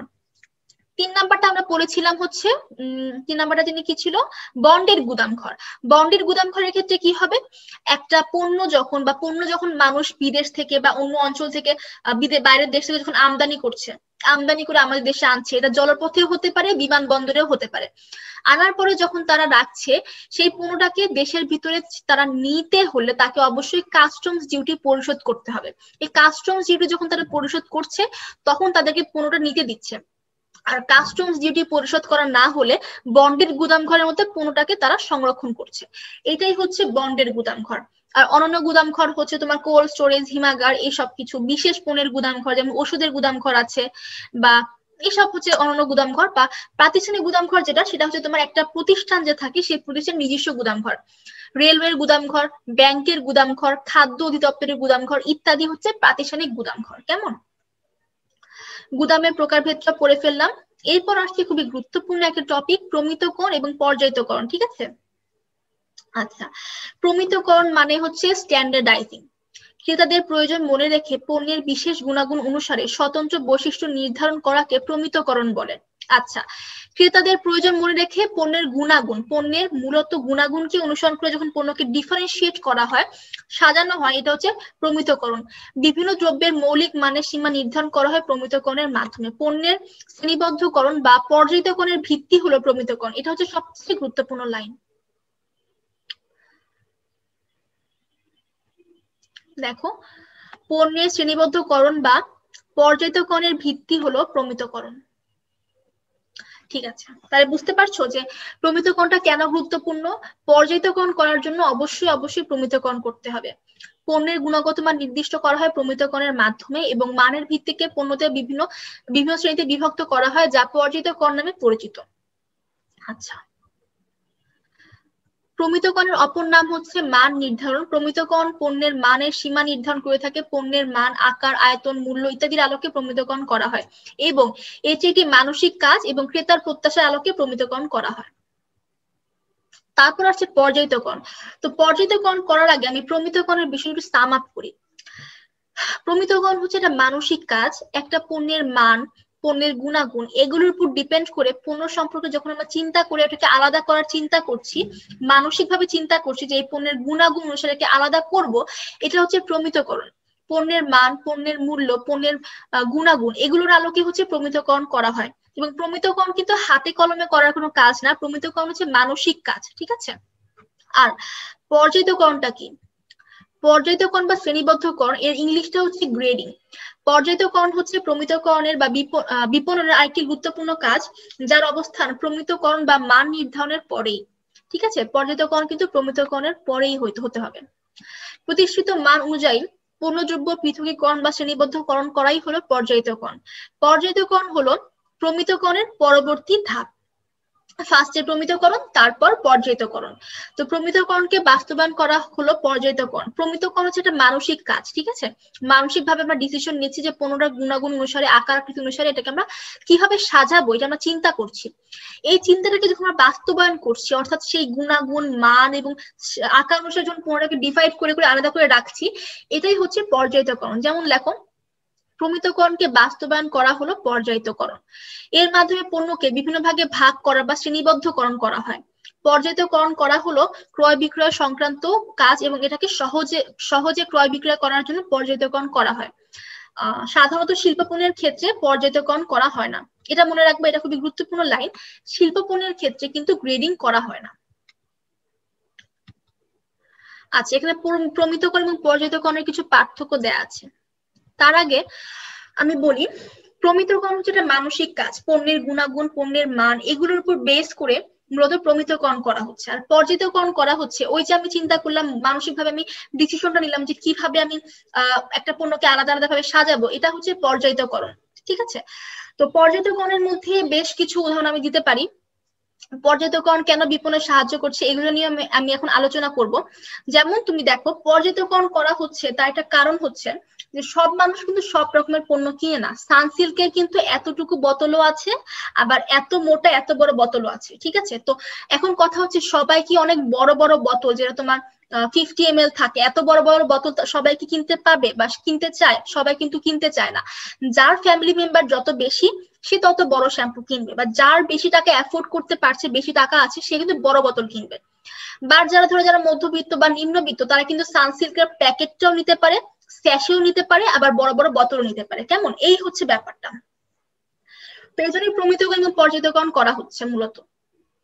ঠিক আছে? প্রমিতকরণ এবং পর্যায়িতকরণের ক্ষেত্রে আমরা এই জিনিসটা সবসময় মাথায় রাখবো যে কেন প্রমিতকরণ এবং পর্যায়িতকরণ করা হয়। তো আলোচনা করছিলাম প্রমিতকরণ এবং পর্যায়িতকরণ নিয়ে। দেখতেই পাচ্ছ যে প্রমিতকরণটা কিন্তু একটা মানসিক কাজ। এটাকে বলতে পারি আমরা পর্যায়িতকরণের পূর্ব পরিকল্পনা। পর্যায়িতকরণটা কিভাবে করা হবে, কোন প্রসেসে করা হবে, আকারের ভিত্তিতে করা হবে নাকি মানের ভিত্তিতে করা হবে নাকি গুণাগুণের ভিত্তিতে করা হবে, এটাই হচ্ছে প্রমিতকরণের পরিকল্পনা। প্রমিতকরণটা মূলত একটা পরিকল্পনামূলক কাজ এবং এটি একটি মানসিক কাজ, ঠিক আছে। এবং প্রমিতকরণটাকে বাস্তবায়ন করাটাই হচ্ছে পর্যায়িতকরণ। পর্যায়িতকরণটা কিন্তু মানুষকে অনেকভাবে হেল্প করছে। যেমন বিপণনকারীরা কিন্তু অনেক রকমের পণ্য উৎপাদন করে থাকে। সব পণ্য কিন্তু সবাই কিনতে পারছে না। ছোট পণ্য, বড় পণ্য, মাঝারি জাতের পণ্য, সব রকমের পণ্য আছে। সব রকমের পণ্যটাই কিন্তু গ্রেডিং করা হচ্ছে। এই গ্রেডিং এর বেসিসে মানুষ তার পছন্দের মতো পণ্য যেটা সে অ্যাফোর্ড করতে পারে সেটা সে ক্রয় করতে পারছে। এখন এখানে কিছু পার্থক্য দেয়া আছে, পার্থক্যগুলো পড়ি। নির্দিষ্ট সীমারেখা সম্পূর্ণ পণ্য বা সেবার মান নির্ধারণের প্রক্রিয়াকে প্রমিতকরণ বলছে। অপরদিকে প্রমিতকরণকে ভিত্তি করে পণ্যকে বাস্তবে বিভিন্ন ভাগে ভাগ করাকে পর্যায়িতকরণ বলছে। প্রমিতকরণ একটি পরিকল্পনা এবং পর্যায়িতকরণ হচ্ছে প্রমিতকরণের বাস্তবায়ন। প্রমিতকরণ হচ্ছে পর্যায়িতকরণের পূর্ববর্তী কাজ, আর পর্যায়িতকরণ হচ্ছে প্রমিতকরণের পরবর্তী কাজ। পর্যায়িতকরণ হচ্ছে কি শারীরিক কাজ, প্রমিতকরণ হচ্ছে এটি মানসিক কাজ। আর প্রমিতকরণ করা হয় পণ্যের বৈশিষ্ট্য, গুণাগুণ, মান প্রভৃতির ভিত্তিতে, কিন্তু পর্যায়িতকরণ করা হচ্ছে প্রমিতকরণের উপর ভিত্তি করে। প্রমিতকরণের ক্ষেত্রে পণ্যের প্রয়োজন হয় না, কিন্তু পর্যায়িতকরণের ক্ষেত্রে পণ্যের উপস্থিতি বাধ্যতামূলক। তো এই পার্থক্যটা খুব ভালোভাবে পড়ে নিবে। আমার কাছে মনে হয় যে অনেক স্টুডেন্টেরই প্রমিতকরণ এবং পর্যায়িতকরণের মধ্যে এটা নিয়ে একটা প্রবলেম থাকে। মানুষ খুব তাড়াতাড়ি এটাকে বুঝতে পারে না। সেজন্য তো বুধবারের লাইভ ক্লাস আছে, ওখানে তো আলোচনা করতেই পারছো। তারপর আমি বলবো এটা কিন্তু এটা একটা স্টার রাখি, হ্যাঁ, সবচেয়ে গুরুত্বপূর্ণ টপিক এটা, কিন্তু এখান থেকে কিন্তু বেশ প্রশ্ন আসে। ইভেন এমনও আসতে পারে যে প্রমিতকরণ এবং পর্যায়িতকরণের পার্থক্য লেখো, এমন একটা প্রশ্ন কিন্তু চলে আসতে পারে লিখিতের জন্য, ঠিক আছে। তারপরে আসছে বিজ্ঞাপনের ধারণা। অ্যাডভার্টাইজমেন্ট শব্দটি এসেছে ল্যাটিন অ্যাড এবং ভার্টো শব্দ থেকে। শাব্দিক অর্থ হচ্ছে নির্দিষ্ট বিষয়ের দিকে জনগণের মনোযোগ আকর্ষণ করা। তো ফিলিপ কটলার এবং গ্যারি আর্মস্ট্রং কিন্তু বিজ্ঞাপনের একটি খুব সুন্দর পপুলার একটা সংজ্ঞা দিয়েছে, যেটা আমি ইন্টার থাকতে পড়েছি, এখনো আমার মনে আছে। এটা হচ্ছে চিহ্নিত উদ্যোক্তা কর্তৃক যে কোনো অর্থ প্রদত্ত উপায়ে পণ্য, সেবা বা ধারণার নৈবেদ্যিক উপস্থাপনকেই বিজ্ঞাপন বলে। গুরুত্বপূর্ণ কোনটা? একটা হচ্ছে চিহ্নিত উদ্যোক্তা। চিহ্নিত উদ্যোক্তা হচ্ছে সবচেয়ে গুরুত্বপূর্ণ, তারপর হচ্ছে অর্থ প্রদত্ত উপায়, তারপর নৈবেদ্যিক উপস্থাপন। অর্থাৎ চিহ্নিত উদ্যোক্তা টাকা দিয়ে একটা নিজে থাকবে না, বা টাকা দিয়ে একটা উপস্থাপনার মাধ্যমে পণ্য সম্পর্কে মানুষকে জানাবে। তো এখন হচ্ছে নৈবেদ্যিক উপস্থাপনা কেন বলা হচ্ছে? নৈবেদ্যিক এই কারণে বলা হচ্ছে কারণ উৎপাদক কিন্তু ডাইরেক্ট নিজে গিয়ে উপস্থাপনটা করছে না। উপস্থাপনটা হচ্ছে হয়তো বা অন্য কোনো মানুষের মাধ্যমে, কোনো সেলিব্রিটির মাধ্যমে। এই জন্য এটাকে বলা হচ্ছে নৈবেদ্যিক উপস্থাপনা। এখানে কোনো ব্যক্তি একদম সরাসরি জড়িত থাকছে না। এবং বিজ্ঞাপন অবশ্যই অর্থ প্রদত্ত উপায়ে হতে হবে, ঠিক আছে। অর্থ ছাড়া যদি বিজ্ঞাপন দেয় এটা বিজ্ঞাপন হবে না, এটা হবে প্রচার, ঠিক আছে। দেখো বিজ্ঞাপনের কিছু বৈশিষ্ট্য দেয়া আছে। বিজ্ঞাপন হলো একটি নৈবেদ্যিক উপায়। বিজ্ঞাপন হলো একটি একমুখী যোগাযোগ প্রক্রিয়া। একমুখী কেন? একমুখী কারণ আমরা কিন্তু গণমাধ্যমে বিজ্ঞাপন দেখছি, আমরা কিন্তু বিজ্ঞাপনের পরে পাল্টা প্রশ্ন করতে পারছি না। প্রশ্ন করলেও তারা কিন্তু আমাদের উত্তর দিতে পারছে না, ঠিক আছে। এই জন্য এটাকে বলছে একটা একমুখী যোগাযোগ প্রক্রিয়া। সেখানে তুমি বিক্রয় প্রসার বা হচ্ছে ব্যক্তিক বিক্রয় এই সবকিছুর ক্ষেত্রে কিন্তু তুমি কোয়েশ্চেন করতে পারছো। বিজ্ঞাপনের ক্ষেত্রে এর কোয়েশ্চেন করার কোনো সুযোগ নেই। এটা হচ্ছে একমুখী যোগাযোগ প্রক্রিয়া। বিজ্ঞাপন মূলত পণ্য ও সেবার চাহিদা সৃষ্টির কার্যক্রমে পণ্য বা সেবার চাহিদা সৃষ্টিতে হেল্প করছে। এটি অর্থ প্রদত্ত কার্যক্রম যা সাধারণত বাণিজ্যিক উদ্দেশ্যে পরিচালিত হয়, এবং বিজ্ঞাপন ভোক্তা এবং ক্রেতাকে পণ্য সম্পর্কে অবহিত করে। আচ্ছা, তারপরে আলোচনা করব বিপণন ঝুঁকি। ঝুঁকি জিনিসটা কি? আর্থিক ক্ষতির অনিশ্চয়তাকেই বলছে ঝুঁকি বা রিস্ক। ভবিষ্যতে অনিশ্চিত কোনো ঘটনার দ্বারা বিপণন কার্যক্রম ক্ষতিগ্রস্ত হওয়ার সম্ভাবনাকে বলছে বিপণন ঝুঁকি। যেমন মূল্য হ্রাস, অসাধু প্রতিযোগিতা, প্রাকৃতিক দুর্যোগ, এই যে করোনার মতো এমন হতে পারে, অগ্নিকাণ্ড হতে পারে, চুরি হতে পারে, অথবা নতুন প্রতিযোগী কর্তৃক নতুন পণ্য উদ্ভাবন করা বা নতুন পণ্যের আগমন হতে পারে, ভোক্তার রুচি, পছন্দ, অভ্যাস ইত্যাদির পরিবর্তন হতে পারে, প্রযুক্তির পরিবর্তন হতে পারে। এই সবকিছুই কিন্তু বিপণনকারীর জন্য ঝুঁকি সৃষ্টি করতে পারে। যেমন একটা পণ্যের মূল্য যখন হঠাৎ করে ধাপ করে নেমে যাচ্ছে, তখন কিন্তু বিপণনকারীর জন্য খুবই অলাভজনক একটা ব্যাপার। সে কিন্তু তার লাভটাকে রাখতে পারছে না তখন। আবার দেখো যে যখন প্রাকৃতিক দুর্যোগের মুখোমুখি হতে হচ্ছে, তখন কিন্তু বিপণনকারীর পণ্যগুলো সেল হচ্ছে না। করোনার কারণে কিন্তু কাপড়ের দোকানদার, পোশাকের দোকানদার অনেক বেশি ক্ষতিগ্রস্ত হয়েছে, কারণ তাদের অনেক বড় বড় কিছু অকেশন গিয়েছে অথচ তারা কোনো সেলই করতে পারেনি। ঠিক আছে, তারপরে হতে পারে গুদামে আগুন লেগে যেতে পারে, গুদামে চুরি হতে পারে, এগুলো কিন্তু বিপণন ঝুঁকি। তারপরে একটা বড় ব্যাপার সেটা হচ্ছে ভোক্তার রুচি চেঞ্জ হয়ে যাওয়া।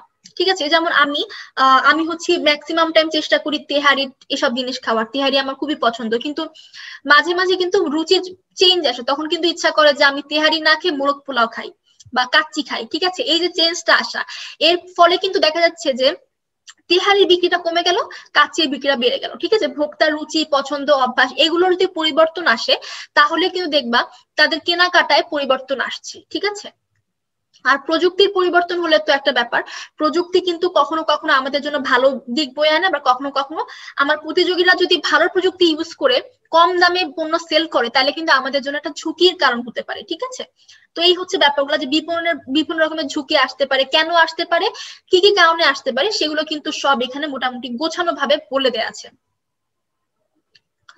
তারপরে বলছে বিপণন ঝুঁকি হ্রাসের উপায়।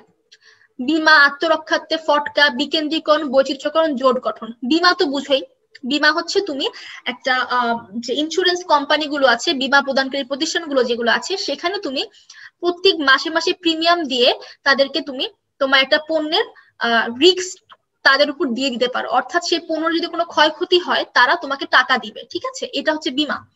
আত্মরক্ষাতে ফটকা জিনিসটা কেমন, তুমি জানো যে সামনে হয়তোবা তোমার পণ্য বেশি সেল হবে না, এমনও হতে পারে যে দাম একদম ধসে গেল, দাম একদম কমে গেল, তখন তুমি যেটা করবা কম দামে পণ্যগুলো তাড়াতাড়ি করে সেল করে দিচ্ছ, এটা হচ্ছে আত্মরক্ষাতে ফটকা। বিকেন্দ্রীকরণ হচ্ছে যে সবকিছু কেন্দ্রীয় ভাবে না রেখে তুমি সবার কাছে বিলিয়ে দিচ্ছ যেন বেশি পরিমাণে সেল হয়, এটা হচ্ছে বিকেন্দ্রীকরণ।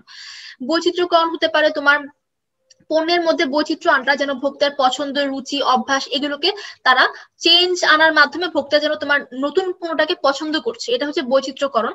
জোট গঠন করতে পারো, দুইটা কোম্পানি বা তিনটা কোম্পানি কিন্তু মাঝে মাঝে জোট গঠন করে পণ্য বিক্রি করে, এটাও হতে পারে। ঠিক আছে, তো এই পাঁচটা বিষয় কিন্তু বিপণনের ঝুঁকি হ্রাস করার ক্ষেত্রে সবচেয়ে বেশি হেল্পফুল। তো এক্ষেত্রে সবচেয়ে বেশি হেল্পফুল হচ্ছে বীমা। বীমা নরমালি হচ্ছে পরিবহনের সাথে রিলেটেড যে কোম্পানিগুলো আছে এবং গুদামজাতকরণের সাথে যে কোম্পানিগুলো সম্পর্কিত আছে তারা কিন্তু অবশ্যই বীমা করে থাকে সবসময়, কারণ মাঝে মাঝে এমন হয় যে গুদামে আগুন লেগে যাচ্ছে বা পণ্য পুড়ে যাচ্ছে, পণ্য চুরি হয়ে যাচ্ছে, এসব ক্ষেত্রে কিন্তু বীমা অনেক বেশি কার্যকর। আত্মরক্ষাতে ফটকা মাঝে মাঝে করে থাকে, যখন দেখতে পাচ্ছে যে এই পণ্য আর সেল হওয়ার না, সেল হলেও দাম অনেক বেশি কমে যাবে, তখন কিন্তু কম দামে একদম সেলিং প্রাইসটা একদম কমিয়ে এনে পণ্য সেল করে দিচ্ছে তাড়াতাড়ি করে। ঠিক আছে, আর বিকেন্দ্রীকরণ, বৈচিত্র্যকরণ তো রেগুলার হচ্ছে, জোট গঠনটাও কিন্তু আমরা দেখি, যেমন রবি আর এয়ারটেল কিন্তু এক হয়ে গেছে, এই সমস্ত বিভিন্ন রকমের জোট গঠন হয়েই থাকে নরমালি। ঠিক আছে, আচ্ছা এই চ্যাপ্টারটা কিন্তু এখানে শেষ। বিগত বছরের প্রশ্ন নিয়ে এখন আলোচনা করব। ক্রেতাদের সাথে যোগাযোগ সংক্রান্ত বাজারজাতকরণ কাজ কোনটি? আনসার হবে বি, হাইলাইট করে দিচ্ছি। কারণ প্রসার যে কার্যক্রম, প্রসার হচ্ছে প্রমোশনাল অ্যাক্টিভিটিস এর মাধ্যমে কিন্তু ক্রেতার সাথে যোগাযোগ করা যায়। বিজ্ঞাপন বলো, ব্যক্তি বিক্রয় বলো, বিক্রয় প্রসার বলো, সবকিছুর মাধ্যমে কিন্তু ক্রেতাদের সাথে যোগাযোগ করতে পারছি আমরা। ঠিক আছে, তারপরে বাজারের চাহিদার তুলনায় পণ্যের সরবরাহ বেড়ে গেলে, চাহিদার তুলনায় পণ্যের যোগান বা সরবরাহ বেড়ে গেলে কি হয়? মূল্য কমে। যখন দেখবো যে আমার চাহিদা নাই কিন্তু হচ্ছে তোমার যখন আমি দেখবো যে আমার চাহিদা হচ্ছে কমে গেছে কিন্তু যোগান বেড়ে গেছে, তখন কিন্তু মূল্যটা কমে আসছে। ঠিক আছে, ওকে। তারপরে বলছে বিপণনে বিক্রয় পরবর্তী কাজে সংশোধনমূলক ব্যবস্থা গ্রহণের ফলে কি ঘটে? আচ্ছা, বিক্রয় করে দিয়েছি একটা পণ্য, বিক্রয় করার পর কিছু কিছু থাকে না, ওয়ারেন্টি, গ্যারেন্টি, এই ধরনের বিভিন্ন সংশোধনমূলক ব্যবস্থা দেয়া হয়। আবার বিক্রয়োত্তর সেবা যাকে বলছে, বিক্রয়োত্তর সেবা যদি আমি দেই তাহলে কিন্তু ভোক্তার সন্তুষ্ট হয়ে আমার কাছ থেকে বারবার পণ্য কিনবে। ধরো একটা প্রতিষ্ঠান যে পণ্য বিক্রি করার পর তোমার আর কোনো খোঁজই নেয় না, তুমি ফোন দিলে ধরে না, তুমি যদি বলো যে ভাই আপনার পণ্যে একটা সমস্যা দেখা গিয়েছে, আমি তো 2 দিন আগে কিনেছি, সমস্যা একটু দেখেন, তারা কোনো রেসপন্স করছে না। এমন জায়গায় কি তুমি আবার যাবা? দ্বিতীয়বার কি যাবা? দ্বিতীয়বার কিন্তু যাবা না। তোমরা এমন জায়গায় যাবা যেখানে তোমাকে বিক্রয়ের পর তারা সেবা দিচ্ছে বা বিক্রয় পরবর্তী সেবা দিচ্ছে। তো বিক্রয় পরবর্তী সেবা যখন কোনো প্রতিষ্ঠান দেয় তার মাধ্যমে কিন্তু ভোক্তা সন্তুষ্টি অর্জন হয়, তার মাধ্যমে কিন্তু ভোক্তা, অ্যান্সার হচ্ছে বি, ভোক্তা সন্তুষ্টি অর্জন হচ্ছে। ওকে, কোন কাজের মাধ্যমে মান অনুযায়ী বিভিন্ন শ্রেণীতে বিভক্ত করা হয়? এখন তোমরা বলো কোন কাজের মাধ্যমে মান অনুযায়ী বিভিন্ন শ্রেণীতে বিভক্ত করা হয়? মান অনুযায়ী, মানটা বলছে তার মানে এটা হবে প্রমিতকরণ। প্রমিতকরণে কিন্তু মান, গুণাগুণ এগুলোর উপর ডিপেন্ড করে একটা পণ্যকে বিভিন্ন ভাগে বিভক্ত করার সিদ্ধান্ত গ্রহণ করা হয়। ঠিক আছে, তারপরে চলে যাচ্ছি 5 নম্বর প্রশ্নে, কিভাবে বিপণন ঝুঁকি হ্রাস করা যায়? বিপণন ঝুঁকি হ্রাস করার বেশ কিছু পদ্ধতি, 5টা পদ্ধতি আমি পড়েছি। এর মধ্যে একটা ছিল মূলধনের পরিমাণ বৃদ্ধি করে না, পণ্য দ্রব্যের দাম বৃদ্ধি করে না, বিপণন ব্যবস্থাকে বিকেন্দ্রীকরণ করে, এটা হবে রাইট আনসার। এটা হচ্ছে তোমার বিকেন্দ্রীকরণ একটা কথা ছিল না, ওটা ছিল মনে হয় 3 নম্বরে ছিল। হ্যাঁ, পণ্যের বিপণন ঝুঁকি হ্রাস করা যায় বিকেন্দ্রীকরণ করে। বিকেন্দ্রীকরণ বলতে কি, তুমি একা সেল না করে তোমার বিভিন্ন মধ্যস্থ ব্যবসায়ীদের কাছে পণ্যগুলো দিয়ে দিলা, সবাই একসাথে সেল করলা, এটা হচ্ছে এর মাধ্যমে বিপণন ঝুঁকি হ্রাস করা যায়। ঠিক আছে, এটাই বিকেন্দ্রীকরণ, মানে নিজে একা সেল না করে আরো কিছু মানুষের কাছে পণ্যগুলো দিয়ে দিলা। তারপরে ভোক্তারা কি উদ্দেশ্যে পণ্য ক্রয় করে? ভোক্তারা কিন্তু শুধুমাত্র ভোগের উদ্দেশ্যে পণ্য ক্রয় করে। যদি পুরো বিক্রয়ের উদ্দেশ্যে পণ্য ক্রয় করতো তাহলে আমরা এটা বলতাম মধ্যস্থ ব্যবসায়ী। আর যদি পুনঃ প্রক্রিয়াজাতকরণের উদ্দেশ্যে পণ্য ক্রয় করতো তাহলে আমরা বলতাম কি বলতাম? উৎপাদক বলতাম। রাইট, তাহলে এখানে হবে আনসার এ, ভোগ। ভোক্তারা ভোগের উদ্দেশ্যেই পণ্য ক্রয় করে। কিভাবে পণ্যের মৌসুমী চাহিদা পূরণ করা সম্ভব? মৌসুমী চাহিদা, রাইট। তাহলে এটা হচ্ছে সময়ে বোঝাচ্ছে, তো সময়ের পণ্য আরেক সময় কিভাবে ব্যবহার করা যায়? গুদামজাতকরণের মাধ্যমে। তাহলে এখানে হবে বি, সংরক্ষণের মাধ্যমে। ওকে, বিপণনের উৎপাদন পূর্ব কার্যাবলী কোনটি? বিপণনের উৎপাদন পূর্ব কার্যাবলী কোনটি? মানে বিপণনের ক্ষেত্রে উৎপাদন করার আগে তুমি কোন কাজটা করবা? পর্যায়করণ করবা না, পর্যায়করণ করতে গেলে কিন্তু পণ্য তোমার সামনে উপস্থিত থাকতে হচ্ছে। আর শ্রেণীবদ্ধকরণটা কিন্তু পর্যায়করণের আরেকটা নাম। এই দুইটা হচ্ছে সিনোনিমাস ওয়ার্ড, পর্যায়করণ এবং শ্রেণীবদ্ধকরণ বা গ্রেডিং, এই তিনটা হচ্ছে সিনোনিমাস ওয়ার্ড। তাহলে এই দুইটা তো না। আর প্রমিতকরণ করতে গেলেও কিন্তু পণ্যটার মান জানতে হয়, তো পণ্যটা কিন্তু উৎপাদন করার পরই প্রমিতকরণ করতে হবে। তার মানে এখানে আনসার হবে সি, উৎপাদনের পূর্বে কিন্তু একটা মানুষকে পরিকল্পনা করতে হয়। ঠিক আছে, এখানে আনসার হবে সি। ওকে, তারপরে যাচ্ছি 9 নাম্বার প্রশ্নে, বিক্রয় নিম্নের কোন প্রক্রিয়ার অন্তর্ভুক্ত? উৎপাদন, হস্তান্তর, বিজ্ঞাপন এবং ব্যবস্থাপন। অবশ্যই হস্তান্তর প্রক্রিয়া। বিজ্ঞাপন, বিক্রয় কিন্তু এটা মানে হস্তান্তর প্রক্রিয়া। ঠিক আছে, তারপরে হচ্ছে ক্রেতারা বিশেষ ব্র্যান্ডের পণ্য উচ্চ মূল্যে ক্রয় করে, এটাকে কিসের প্রতীক মনে করা হয়? এটাকে আভিজাত্যের প্রতীক মনে করে। ক্রেতারা যারা আছে, বিশিষ্ট পণ্য যেগুলো আছে, তোমার সোনার রিং বা হীরার আংটি বা মার্সিডিস গাড়ি, এই সমস্ত উচ্চ মূল্যের পণ্য, যে সমস্ত ব্র্যান্ডের পণ্যগুলো তারা কেন ক্রয় করছে? তারা আভিজাত্য প্রদর্শনের জন্য ক্রয় করছে। দেখবা এই ব্র্যান্ডের পণ্যগুলো কিন্তু সবাই পরে না, খুব কম সংখ্যক মানুষই পড়ছে, এবং এগুলোর কিন্তু মানে খুবই কম। বাজারে তুমি বুঝতে পারবা যে ব্র্যান্ডের একটা দোকানে একটা জিনিসের পোশাক বা একটা যে কোনো জিনিস হতে পারে, যে কোনো পণ্য হতে পারে, ওটাকে দেখেই কিন্তু বোঝা যাচ্ছে যে একটা আভিজাত্য প্রদর্শন করছে। রাইট, এই জন্য এখানে আনসার হচ্ছে সি, আভিজাত্যের প্রকাশ। ঠিক আছে, তো এই ছিল ওভারঅল আলোচনা এই চ্যাপ্টার নিয়ে। এই চ্যাপ্টারটা কিন্তু এখানেই শেষ। বিপণন কার্যাবলীটা কিন্তু আমি যতটুকু সম্ভব ভালোভাবে বুঝিয়ে দেওয়ার চেষ্টা করেছি। আচ্ছা, তাহলে স্ক্রিন শেয়ারটা অফ করে ফেলি। ওকে, অফ করে ফেললাম। আচ্ছা, আমি কিন্তু চেষ্টা করেছি, এটা বড় চ্যাপ্টার ছিল, বেশ অনেক সময় নিয়ে পড়াতে হয়েছে। আমি চেষ্টা করেছি যতটুকু সম্ভব তোমাদের বুঝিয়ে দেওয়ার, কিন্তু তারপরও কিন্তু অনেক সময় প্রবলেম থেকে যায়। তো এই প্রবলেমগুলো সলভ করার জন্য আমি চাই যে তোমরা আমার সাথে বুধবারের লাইভ ক্লাসটি করো এবং ওইখানে তোমাদের সমস্যাগুলো টুকে নিয়ে আসো। কি কি সমস্যা আছে এগুলো খাতায় লিখে নিয়ে আসো, তাহলে কিন্তু আমি তোমাদের এটাকে সলভ করে দিতে হেল্প করতে পারবো। যেমন অনেকেই হয়তো বা প্রমিতকরণ পর্যায়করণটা বুঝো নাই, বা অনেকে আত্মরক্ষার্থে ফটকা এই জিনিসটা বুঝতে পারছো না। এইসব বুঝতে না পারলে কিন্তু আমাকে বুধবারের ক্লাসে জিজ্ঞাসা করতে হবে আবার যারা প্রিমিয়াম ব্যাচে ভর্তি হওনি তারা খুব তাড়াতাড়ি ভর্তি হয়ে যাও, কারণ বেশি ক্লাস কিন্তু আমরা আর দিব না। ঠিক আছে, এমনও হতে পারে যে 15 তারিখ পর্যন্ত আমরা লাইভ ক্লাসগুলো দেখাবো তোমাদের, তারপরে কিন্তু এই ক্লাসগুলো তোমরা হয়তো আর পাবা না। তো সেক্ষেত্রে আমি বলবো যে প্লিজ তোমরা চেষ্টা করবা প্রিমিয়াম ব্যাচে ভর্তি হওয়ার জন্য। আর আমি তোমাদের সাথে আছি ইনশাআল্লাহ তোমাদের সবভাবে হেল্প করার জন্য। তো আজকে এখানে শেষ করছি। এত মনোযোগ দিয়ে এতক্ষণ ধরে আমার ভিডিও দেখার জন্য অনেক অনেক ধন্যবাদ সবাইকে। আল্লাহ হাফেজ, আবারও দেখা হবে।